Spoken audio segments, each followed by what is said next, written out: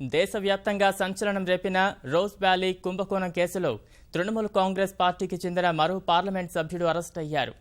గత వారం TMC MP తపస్ పాల్ను arrest చేసిన కేంద్ర దర్యాప్తు సంస్థ లోక్సభలో ఆ పార్టీ పార్లమెంటరీ పక్షనేత సుదీప్ బందోపాధ్యాయను అరెస్టు చేసింది. రోజ్ వ్యాలీ సంస్థ దేశవ్యాప్తంగా వేలాది మంది డిపాజిటర్లను 17,000 కోట్ల రూపాయల మేర మోసం చేసిన వ్యవహారంపై దర్యాప్తు చేస్తున్న సిబిఐ తపస్ పాల్కు, సుదీప్ బందోపాధ్యాయకు ఇటీవల సమన్లు జారీ చేసింది. డిసెంబర్ 30న విచారణకు హాజరైన తపస్ పాల్ను అరెస్టు చేసిన కేంద్ర దర్యాప్తు సంస్థ నేడు కోల్కతాలో సుదీప్ను ప్రశ్నించింది. రోజ్ వ్యాలీ కేసులో ఆయన అరెస్టు చేసినట్లు ప్రకటించింది. విచారణకు ముందు మాట్లాడిన సుదీప్ కేంద్ర ప్రభుత్వం టీఎంసీపై కక్ష సాధింపు కోసమే ఇదంతా చేస్తోందని ఆరోపించారు.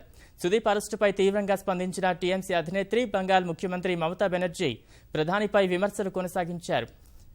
ఎంతమందిని అరెస్టు చేసినా పెద్ద నోట్ల రద్దుకు వ్యతిరేకంగా పోరాటం కొనసాగుతుందని స్పష్టం చేశారు. సుదీప్ అరెస్టుకు నిరసనగా టీఎంసీ విద్యార్థి విభాగం కార్యకర్తలు కోల్కతాలోని భాజపా కార్యాలయంపై దాడి చేశారు.